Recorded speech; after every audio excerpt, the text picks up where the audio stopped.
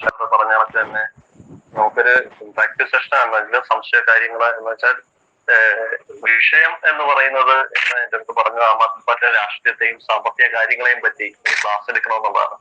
അതൊരു ക്ലാസ് എന്ന രൂപത്തിൽ എടുക്കാനൊന്നും പരിണിതപ്പെട്ടൊന്നും അല്ല ഞാനെങ്കിലും അറിയാവുന്ന വിവരങ്ങളുടെ അടിസ്ഥാനത്തില് അതിന്റെ സാഹചര്യങ്ങളുടെ നിലവിലെ സാഹചര്യങ്ങളൊക്കെ അടിസ്ഥാനത്തിൽ ചില വിശദീകരണങ്ങളൊക്കെ തന്ന കാര്യങ്ങൾ പോകാം. അതിനിടയിൽ മറ്റാർക്കെങ്കിലും അത് കൂട്ടിച്ചേർക്കാനുണ്ടെങ്കിൽ അതും ആകാം. എന്തെങ്കിലും സംശയങ്ങൾ അങ്ങോട്ടും ഇങ്ങോട്ടും നമുക്ക് ഡിസ്കസ് ചെയ്യണമെങ്കിലാകാം.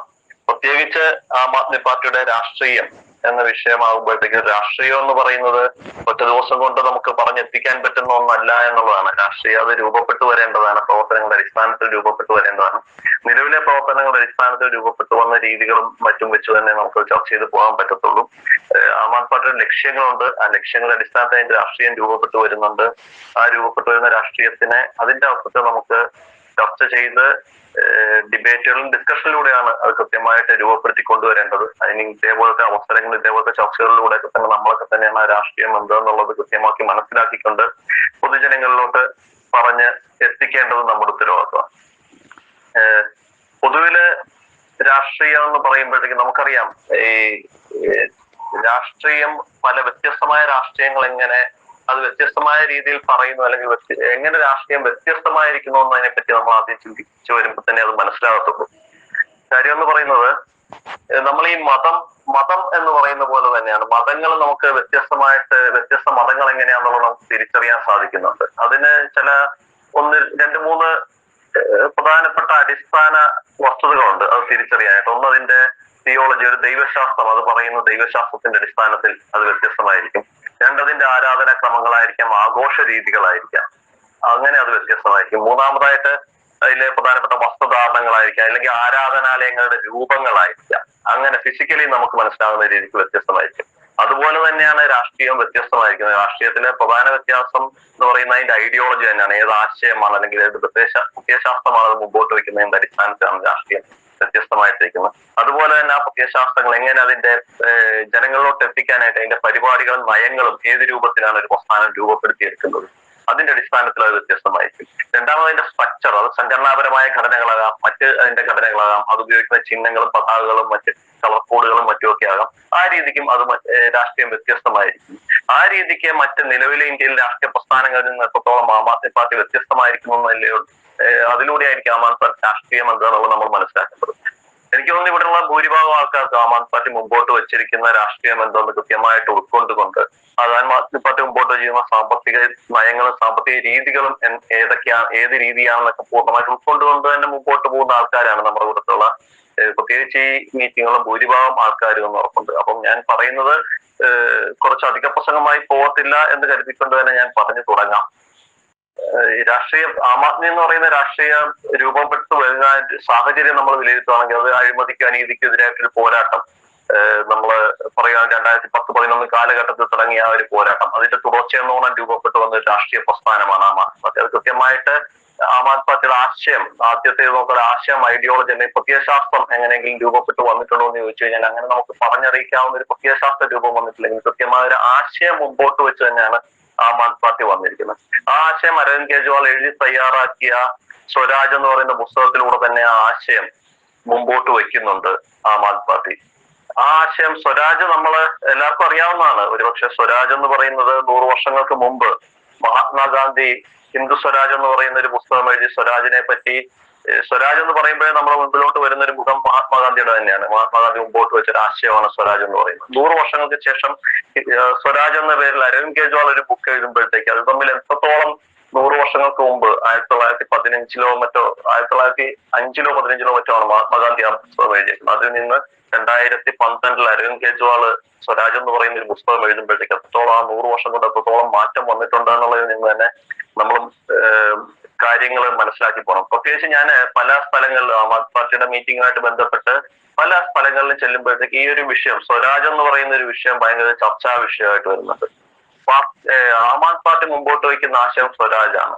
പക്ഷെ പാർട്ടിക്കകത്ത് സ്വരാജ് ഇല്ല. പിന്നെ എങ്ങനെയാണ് ആം ആദ്മി പാർട്ടിയുടെ ആശയം നടപ്പിലാക്കുന്നത് എന്നുള്ളതാണ്. ആ സ്വരാജിനെ ഓരോരുത്തരും അവരുടെ ഇഷ്ടത്തിൽ ഡിഫൈൻ ചെയ്ത് പോകുന്നത് കൊണ്ട് സംഭവിക്കുന്ന ചില പ്രശ്നങ്ങളാണ് അവിടെ ഉള്ളത്. അതായത് സ്വരാജ് എന്ന് പറഞ്ഞാൽ സ്വാഭാവികമായിട്ട് അതിന് ഒറ്റ സിമ്പിൾ അർത്ഥം പറയുമ്പോഴത്തേക്ക് സെൽഫ് റൂള്, അവനവന്റെ ഓരോരുത്തരുടെ ഇഷ്ടപ്രകാരമുള്ള ഭരണം എന്നുള്ള രീതിക്ക് ഒരു വ്യാഖ്യാനം വരുന്നുണ്ട്.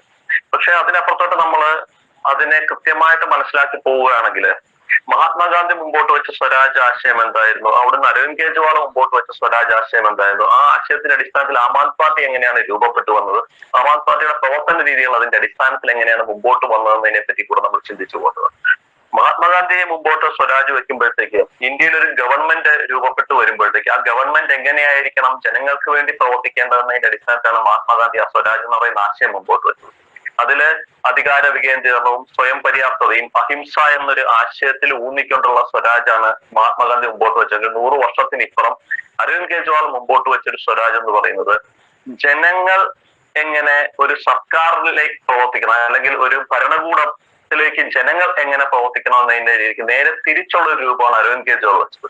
അതായത് ഒരു ഭരണകൂടത്തെ എങ്ങനെ ഉത്തരവാദിത്ത ബോധമുള്ളതാക്കി മാറ്റാം എന്നുള്ളതാണ് പ്രധാനം. അതിന് ജനങ്ങളെ എങ്ങനെ പ്രാപ്തരാക്കാം, ഒരു ഭരണകൂടത്തെ എങ്ങനെ ഉത്തരവാദിത്ത ബോധമുള്ളതാക്കാം, ആ ഉത്തരവാദിത്ത ബോധമുള്ളതാക്കാനായിട്ട് ജനങ്ങളെ എങ്ങനെ പ്രാപ്തരാക്കാം എന്നുള്ളതും അത് സുതാര്യതയിലൂടെ എങ്ങനെ മുമ്പോട്ട് കൊണ്ടുവരാം, ഒരു സർക്കാർ സംവിധാനത്തെ എങ്ങനെ സുതാര്യമാക്കി മാറ്റാം എന്നുള്ള ആശയം വെച്ചുകൊണ്ടാണ് അരവിന്ദ് കെജ്രിവാൾ സ്വരാജ് എന്നുള്ള ആശയം മുമ്പോട്ട് വെച്ചത്. ആ സുതാര്യത എന്ന് പറയുന്ന ആശയം മുമ്പോട്ട് കൊണ്ടുവരാനായിട്ട് 2012 ഈ പുസ്തകം എഴുതുന്നതിന് മുമ്പേ തന്നെ അരവിന്ദ് കെജ്രിവാൾ നടത്തിയ ശ്രമങ്ങൾ പലതും നമുക്കറിയാവുന്നതാണ്. 2005 മാക്സസെ അവാർഡിന് അരവിന്ദ് കെജ്രിവാൾ മാക്സസെ അവാർഡിന് അർഹനാകുന്ന ഒരു സാഹചര്യം എന്ന് വെച്ച് കഴിഞ്ഞാൽ റൈറ്റ് ടു ഇൻഫർമേഷൻ ആക്ട്, വിവരാവകാശ നിയമം, അത് ജനങ്ങൾക്കിടയിൽ പ്രചരിപ്പിക്കാൻ നടത്തിയ ശ്രമങ്ങൾക്ക് കൊടുത്ത ഒരു അംഗീകാരമായിട്ടാണ് മാക്സസെ അവാർഡ് വരുന്നത്. അരുണ റോയുടെ അരവിന്ദ് കെജ്രിവാളിന്റെ ഒക്കെ നേതൃത്വത്തിൽ വിവരാവകാശ നിയമം എന്ന് പറയുന്ന ഒരു നിയമം ഇന്ത്യയിൽ രൂപപ്പെടുത്തിക്കൊണ്ടുവരും.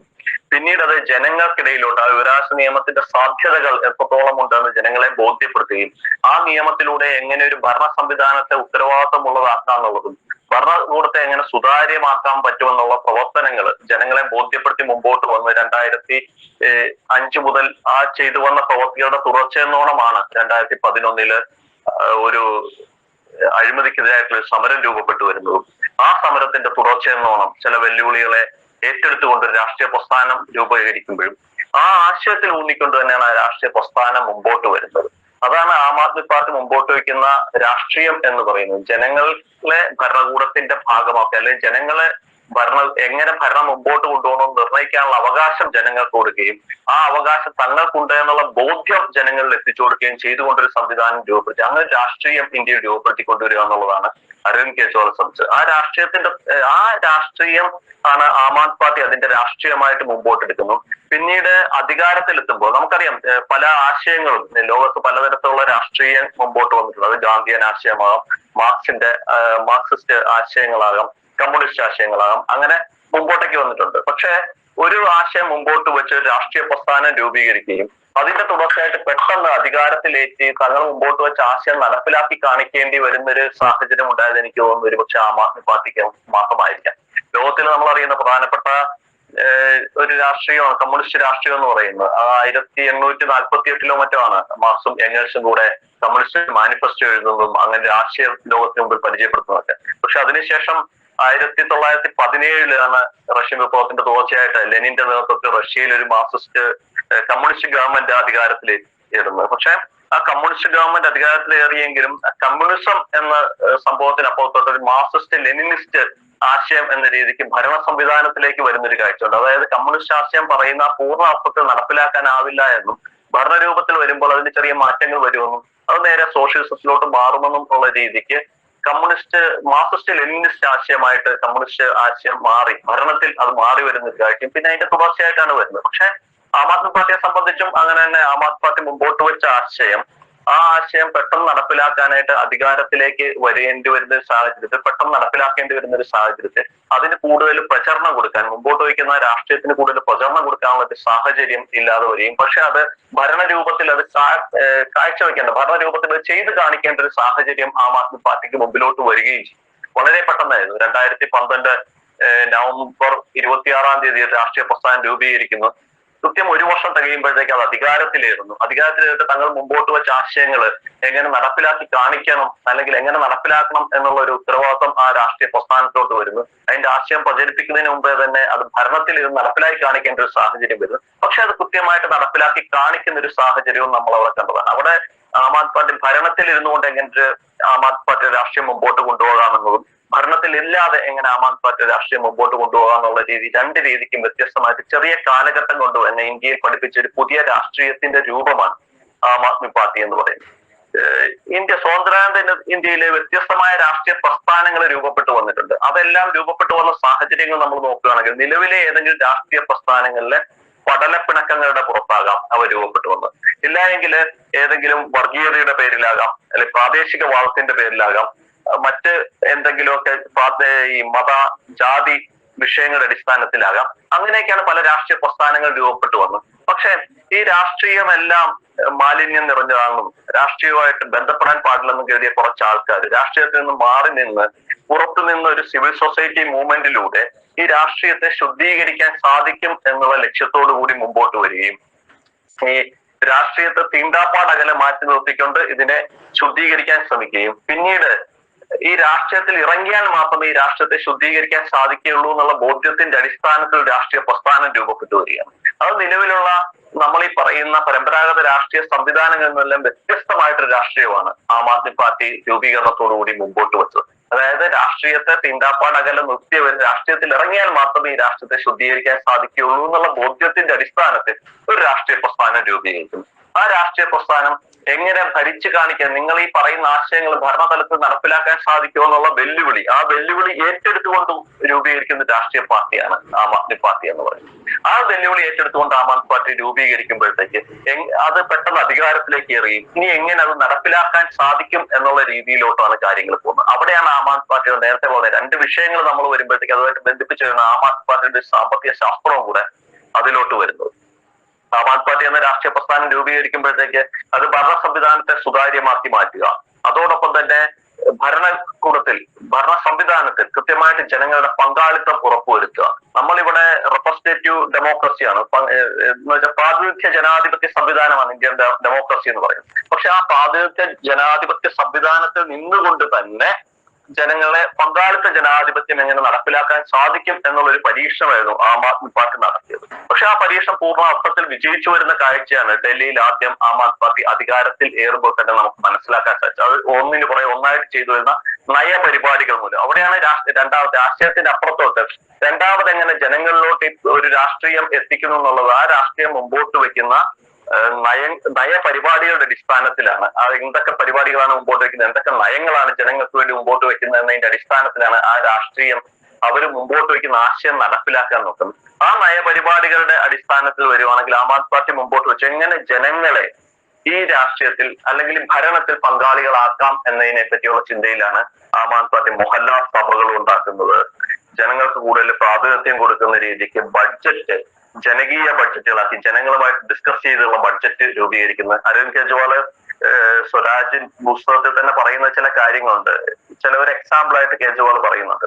ചില പ്രദേശങ്ങളിൽ ചില കാര്യങ്ങൾ നടപ്പിലാക്കുവാൻ സർക്കാർ ശ്രമിക്കുമ്പോഴത്തേക്ക് ആ ജനങ്ങളുമായിട്ട് ചർച്ച ചെയ്ത് അവർക്ക് വേണ്ടതാണോ അത് എന്ന് ഉറപ്പുവരുത്തിയതിനു ശേഷം നടപ്പിലാക്കുക എന്നുള്ളൊരു നയം കേജ്രിവാൾ പറയുന്നത്. അതിന്റെ എക്സാമ്പിൾ ആയിട്ട് കേജ്രിവാൾ പറയുന്നത് ഒരിടത്തേക്ക് ഒരു വാട്ടർ ഫൗണ്ടൻ അവിടുത്തെ പ്രാദേശിക സംവിധാനം ഒരു വാട്ടർ ഫൗണ്ടൻ നിർമ്മിക്കാനായിട്ട് തീരുമാനിക്കുന്നത്. പക്ഷെ അവിടെ മിക്ക സമയത്തും വെള്ളക്കെട്ടും കാര്യങ്ങളും ഉണ്ടാകുന്ന ഒരു സ്ഥലമാണ്. അവിടെ വാട്ടർ ഫൗണ്ടന്റെ ആവശ്യം എന്താണ്, ആ ജനങ്ങളോട് ചോദിക്കാതെ അവിടുത്തെ അല്ലെങ്കിൽ പ്രാദേശികമായിട്ടുള്ള സംഭവങ്ങൾ എന്താണെന്ന് മനസ്സിലാക്കാതെ ഇങ്ങനത്തെ കാര്യങ്ങൾ ചെയ്യുന്നതുകൊണ്ടാണ് അത് സംഭവിക്കുന്നത്. അതുകൊണ്ട് അവിടെ വേണ്ടത് എന്താണ്, അവിടെ ജല നിർമ്മാർജ്ജനം ചെയ്യാൻ അല്ലെങ്കിൽ വെള്ളം കെട്ടിക്കെടുക്കാതിരിക്കാനുള്ള സംവിധാനം ഒരുക്കുക എന്നുള്ളതാണ് അവിടുത്തെ ആവശ്യം. അതാണ് ജനങ്ങളുടെ ആവശ്യം എന്ന് പറയുന്നത്. അത്തരം ആവശ്യങ്ങൾ കണ്ടറിഞ്ഞ് ഓരോ പ്രാദേശിക തലത്തിലും കണ്ടറിഞ്ഞ് ചെയ്യുക എന്നുള്ള രീതിയിലോട്ട് പോവുക എന്നുള്ളതാണ്. അതിനുവേണ്ടിയിട്ടാണ് ജനകീയ ബഡ്ജറ്റുകളും ഈ മൊഹല്ല സഭകൾ രൂപീകരിക്കുകയും അതിലൂടെ ജനകീയ ബഡ്ജറ്റുകൾ ജനങ്ങളുടെ ആവശ്യങ്ങൾ എന്താണെന്ന് അറിഞ്ഞുകൊണ്ട് ബഡ്ജറ്റുകൾ രൂപീകരിക്കുകയും ചെയ്തത്. അങ്ങനെ ബഡ്ജറ്റ് രൂപീകരിച്ചു വരുമ്പോഴാണ് ആം ആദ്മി പാർട്ടി അതിന്റെ കൃത്യമായ ആശയത്തിലോട്ട് അതിന്റെ നയത്തിലോട്ട് അല്ലെങ്കിൽ അതിന്റെ രാഷ്ട്രീയത്തിലോട്ട് കിടക്കുന്നത് അവിടെ തന്നെയാണ്. അങ്ങനെ ജനങ്ങളുമായിട്ട് ഡിസ്കസ് ചെയ്ത് ബഡ്ജറ്റും കാര്യങ്ങൾ രൂപീകരിക്കാൻ തുടങ്ങുമ്പോഴത്തേക്കാണ് ആം ആദ്മി പാർട്ടി ഏതൊക്കെ മേഖലകളിലായിരിക്കണം കൂടുതൽ പ്രാതിനിധ്യം കൊടുക്കേണ്ടത്, എങ്ങനെയായിരിക്കണം ജനങ്ങൾക്ക് ഒരു സർക്കാർ സേവനങ്ങൾ ഏത് രീതിയിലായിരിക്കണം ജനങ്ങളിൽ എത്തേണ്ടത്, ജനങ്ങളെ എങ്ങനെ അതിൽ പങ്കാളികളാക്കാം എന്നുള്ള ചിന്തയിലോട്ട് വരുന്നു. അവിടെയാണ് നമ്മൾ കാണുന്നത് എഡ്യൂക്കേഷന്റെ കാര്യമാകാം, ഹെൽത്ത് കെയറിന്റെ കാര്യമാകാം, ജോലിയുടെ ജോബ് ഓപ്പർച്യൂണിറ്റിയുടെ കാര്യമാകാം, ഇത്തരം കാര്യങ്ങളിലോട്ട് ആം ആദ്മി പാർട്ടി കടക്കുന്നത്. അവിടെയാണ് ആം ആദ്മി പാർട്ടിയുടെ കൃത്യമായ രാഷ്ട്രീയം പ്രവർത്തനങ്ങളിലൂടെ പരിപാടികളിലൂടെ നയങ്ങളിലൂടെ രൂപപ്പെട്ടു വരുന്നതെന്ന് പറയാം. അവിടെ ആം ആദ്മി പാർട്ടി സാധാരണക്കാരായ ജനങ്ങൾക്ക് വെള്ളം സൗജന്യമായിട്ട് കൊടുത്തുകൊണ്ട്, അല്ലെങ്കിൽ വിദ്യാഭ്യാസം സൗജന്യമായിട്ട് കൊടുത്തുകൊണ്ട്, വൈദ്യുതി സൗജന്യമായിട്ട് കൊടുത്തുകൊണ്ട്, ആരോഗ്യ മേഖലയിൽ സൗജന്യങ്ങൾ പ്രഖ്യാപിച്ചുകൊണ്ടെല്ലാം പോകുമ്പോഴത്തേക്ക് ഇതിനെല്ലാം ഒരു സൗജന്യങ്ങളുടെ രാഷ്ട്രീയം എന്നുള്ള രീതിക്ക് പലരും കളിയാക്കാൻ ശ്രമിക്കുമ്പോഴത്തേക്ക് ആം ആദ്മി പാർട്ടി കൃത്യമായിട്ട് പോകുന്നത് welfare is not a charity. അതൊരു ചാരിറ്റി എന്നുള്ള രീതിക്കല്ല വെൽഫെയർ പൊളിറ്റിക്സിനെ കാണേണ്ടത്. അതൊരു ജസ്റ്റിസ് ആണ്, അതൊരു സാമാന്യ നീതിയാണ്, ജനങ്ങൾക്ക് ലഭിക്കേണ്ട ഒരു സാമാന്യ നീതിയാണ്.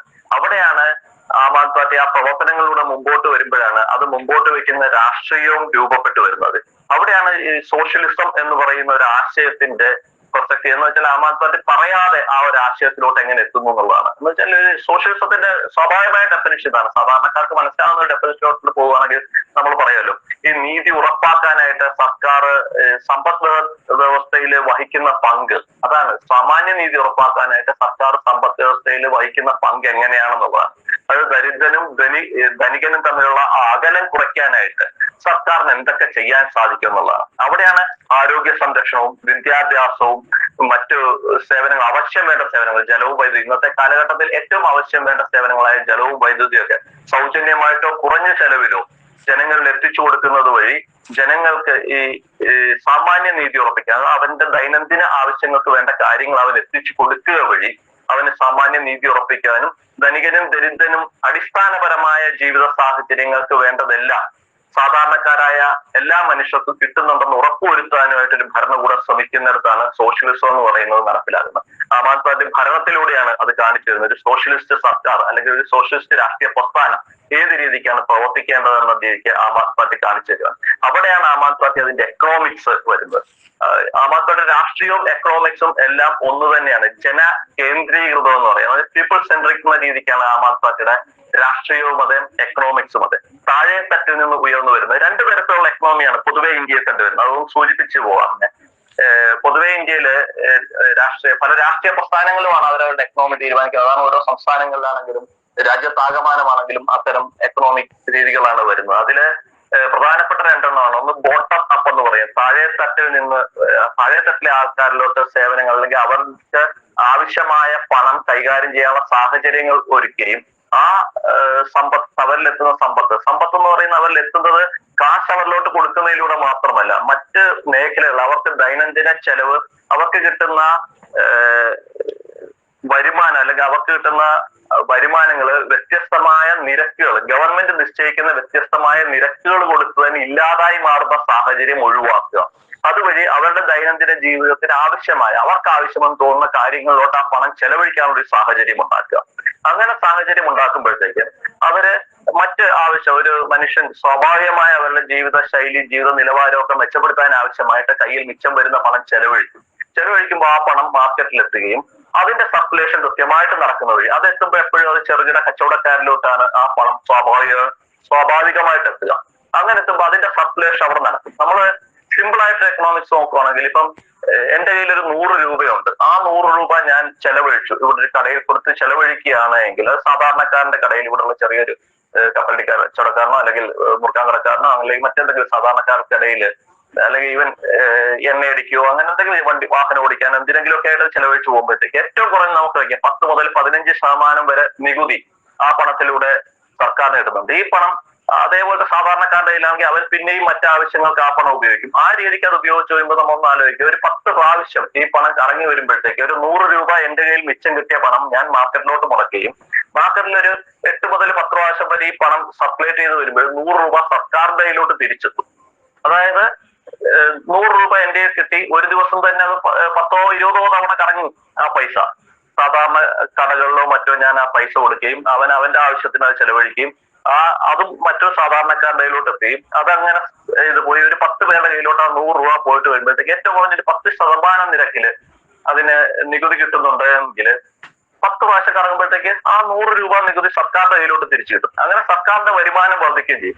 അത് ഏതെങ്കിലും ഒരു പണക്കാരന്റെ കയ്യിലാണ് ആ പൈസ കിട്ടുന്നതെങ്കിൽ അവൻ സ്വാഭാവികമായിട്ട് അവൻ ഡെപ്പോസിറ്റ് ചെയ്യുകയോ അവന്റെ ശേഖരത്തിന്റെ കൂട്ടത്തിൽ അത് മാറുകയും ചെയ്യുന്ന ഒരു അവസ്ഥയിലോട്ട് മാറും. അതൊരു കാരണവശാലും മാർക്കറ്റിലോട്ട് പോകത്തുമില്ല, സർക്കുലേറ്റ് ചെയ്യപ്പെടത്തുമില്ല, അതിന്റെ നികുതി സർക്കാരിലോട്ട് വരുത്തുമില്ല.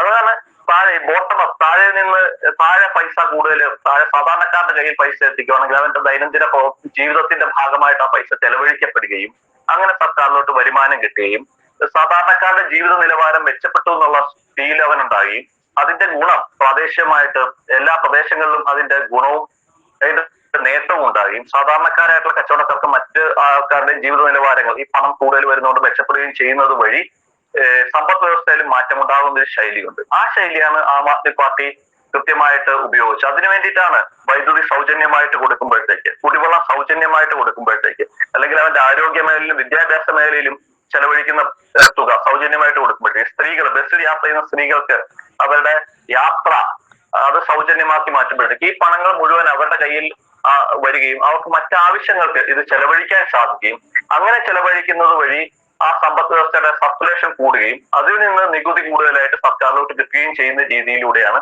അവിടുത്തെ സാമ്പത്തിക നിലവാരം മെച്ചപ്പെട്ടുവെന്നും ഡൽഹി ഗവൺമെന്റിന്റെ ബഡ്ജറ്റിലും കാര്യങ്ങളിലും ഉണ്ടായ വലിയ വ്യത്യാസമൊക്കെ ഇതിനെ ബേസ് ചെയ്ത് തന്നെയാണ് അവിടെ ഉണ്ടായി വന്നിരിക്കുന്നത്. അതുപോലെ തന്നെയാണ് മറ്റ് ചില മേഖലകളിൽ നമ്മൾ നോക്കുകയാണെങ്കിൽ മറ്റു ചില രാഷ്ട്രീയ പ്രസ്ഥാനങ്ങൾ അവരുടെ സാമ്പത്തിക ഇതിന്റെ ഓപ്പോസിറ്റ് ശൈലിയാണ് ഞാൻ പറയുന്നത്. അതായത് ട്രിക്കിൾ ഡൗൺ, ഈ ബോട്ടം അപ്പ് പോലെ തന്നെയാണ് ട്രിക്കിൾ ഡൗൺ എന്ന് പറയുന്ന ഒരു സാമ്പത്തിക നയം. അതായത് ട്രിക്കിൾ എന്ന് പറയുന്ന വാക്ക് എന്ന് പറയുന്നത് ഇറ്റിറ്റ് താഴോട്ട് വീഴുക എന്നുള്ളതാണ്. അതായത് കൂടുതൽ ധനികന്മാർ കോർപ്പറേറ്റുകൾക്ക് പണം കൊടുക്കുകയും അവർക്ക് കൂടുതൽ ഇൻസെന്റീവ്സും കാര്യങ്ങളുമായിട്ട് കൊടുക്കുകയും അവർ ആ പണം ഉപയോഗിച്ചുകൊണ്ട് വലിയ വലിയ ബിസിനസ് സാമ്രാജ്യങ്ങൾ കെട്ടിപ്പിടിക്കുകയും അവിടെ മറ്റു മനുഷ്യർക്ക് തൊഴിലവസരങ്ങൾ ഉണ്ടായി കൊടുക്കുകയും ആ തൊഴിലിൽ നിന്ന് അവർക്ക് വരുമാനം കിട്ടുകയും അങ്ങനെ ആ വരുമാനം സമൂഹത്തിൽ ചെലവഴിക്കുകയും ചെയ്യുന്നത് വഴി വരുമാനം സർക്കാരിന് വർദ്ധിക്കും എന്നുള്ള രീതിക്ക് ചില സാമ്പത്തിക നയങ്ങൾ രൂപപ്പെട്ടു വരുന്നത് അത് മറ്റൊരു സാമ്പത്തിക ശൈലിയാണ്. മിക്കവാറും ഇവിടെ ഈ കോർപ്പറേറ്റ് നയങ്ങളുടെ ഭാഗങ്ങളായിട്ട് നടക്കുന്ന അത്തരമാണ്. അംബാനിക്കും അദാനിക്കും ഒക്കെ ദാനമായിട്ട് കൊടുക്കുന്ന പണമൊക്കെ ഈ ട്രിക്കിൾ ഡൗൺ എന്നൊരു എക്കണോമിക്സിന്റെ ഭാഗമായിട്ട് കൊടുക്കുന്നതാണ്. പക്ഷെ അത് സാധാരണക്കാരന് നമ്മൾ ഉദ്ദേശിക്കുന്ന പ്രയോജനം കിട്ടത്തില്ല. രാജ്യത്തിന് സാമ്പത്തികമായിട്ട് ചില നേട്ടങ്ങളും കാര്യങ്ങളും ഉണ്ടാകും. വ്യവസായ സംരംഭങ്ങളും വളരെ വേഗത്തിൽ വർദ്ധിക്കുന്നത് കാണാം. രാജ്യത്തിന്റെ വികസനം വലുതായിട്ടുണ്ടാകുന്ന ഒരു പെരിഫറലായിട്ട് നമുക്ക് തോന്നലുണ്ടാകുന്ന രീതിയിലോട്ടുള്ള വികസനം ഉണ്ടാകുന്നതായിട്ട് കാണാം. അങ്ങനെയുള്ള വ്യത്യാസങ്ങളും കാര്യങ്ങളും ഒക്കെ ഉണ്ടാകും. പക്ഷെ ആം ആദ്മി പാർട്ടി മുമ്പോട്ട് വെച്ച ആ നയം കൊണ്ട് എത്രത്തോളം സാമ്പത്തിക ശേഷി ഒരു സംസ്ഥാനത്ത് ഉണ്ടാകും എന്നുള്ള കാഴ്ച നമ്മൾ കണ്ടതാണ്. ആം ആദ്മി പാർട്ടിയുടെ ബഡ്ജറ്റിന്റെ കാര്യങ്ങൾ നമ്മൾ നോക്കിയാൽ അറിയാം. 2015-16 കാലഘട്ടത്തില് ആം ആദ്മി പാർട്ടി ബഡ്ജറ്റ് അവതരിക്കുമ്പോൾ ഏകദേശം 31,000 കോടി രൂപയുടെ ബഡ്ജറ്റായിരുന്നു.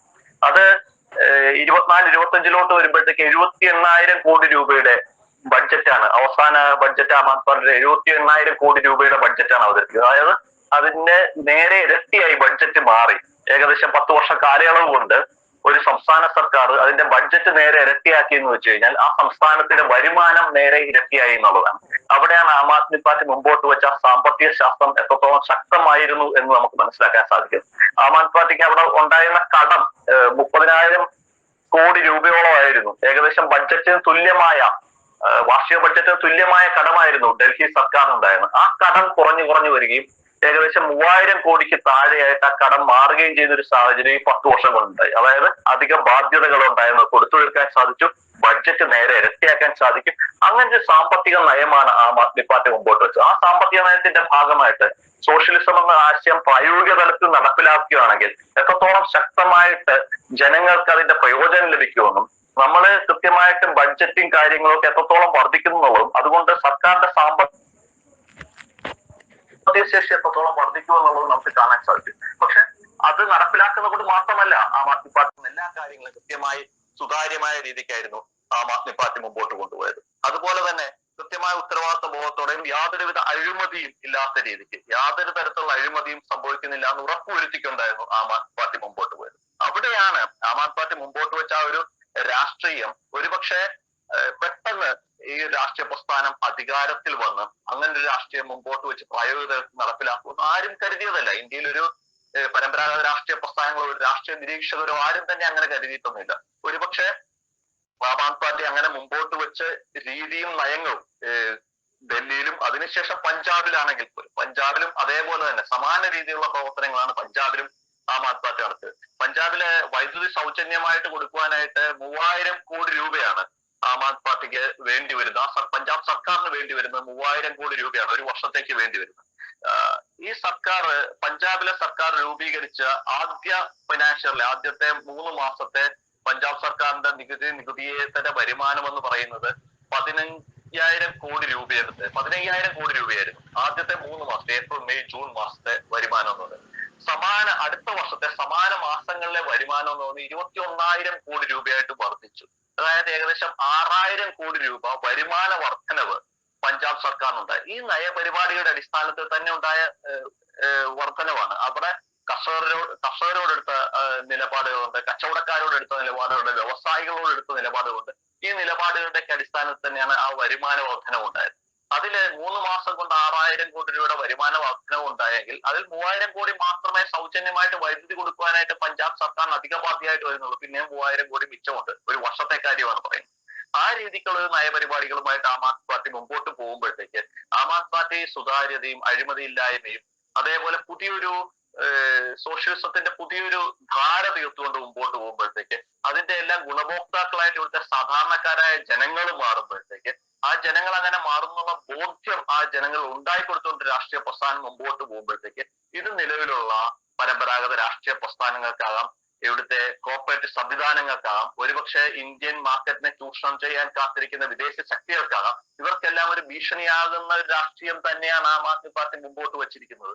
അതുകൊണ്ട് അതിനെ ഇല്ലാതാക്കുക എന്നുള്ളത് അതിന്റെ ആവശ്യമായി മാറുന്നു എന്നൊരു ഘട്ടത്തിലാണ് ആം ആദ്മി പാർട്ടി എങ്ങനെ ഈ സൃഷ്ടിക്കുന്ന പ്രതിച്ഛായ എന്ന് വെച്ചാൽ ഒരു കാലഘട്ടത്തിൽ മഹാത്മാഗാന്ധി എന്ന് പറയുന്ന വ്യക്തി നമ്മൾ അറിയപ്പെടുന്ന അഹിംസ എന്ന് പറയുന്ന ഒരു ആശയത്തിന്റെ പുറത്താണെങ്കിൽ കേജ്രിവാൾ എന്ന് പറയുന്ന വ്യക്തിയെ ലോകം അറിയപ്പെടാൻ പോകുന്നത് സുതാര്യത എന്ന ആശയത്തിന്റെ പുറത്തായിരിക്കും.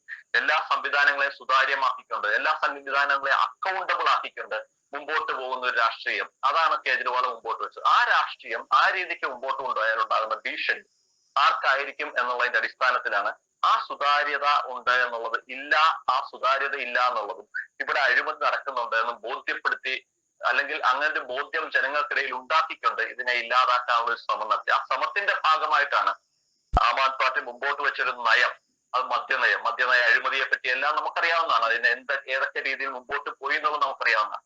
എന്തെല്ലാം കഥകള്, എന്തെല്ലാം കഥകള് അതിന്റെ പുറത്ത് പറഞ്ഞ് പ്രചരിപ്പിച്ചു എന്നുള്ളത് നമുക്കറിയാവുന്നതാണ്. പക്ഷെ ഇത്രയും കഥകൾ പറഞ്ഞ് മുമ്പോട്ട് വരുമ്പോഴും യാതൊരു വിധത്തിലുള്ള തെളിവുകളും വയ്ക്കാനായിട്ട്, തെളിവുകൾ കണ്ടെത്താനായിട്ട് ഇവിടുത്തെ അന്വേഷണ ഏജൻസികൾക്കൊന്നും സാധിച്ചില്ല.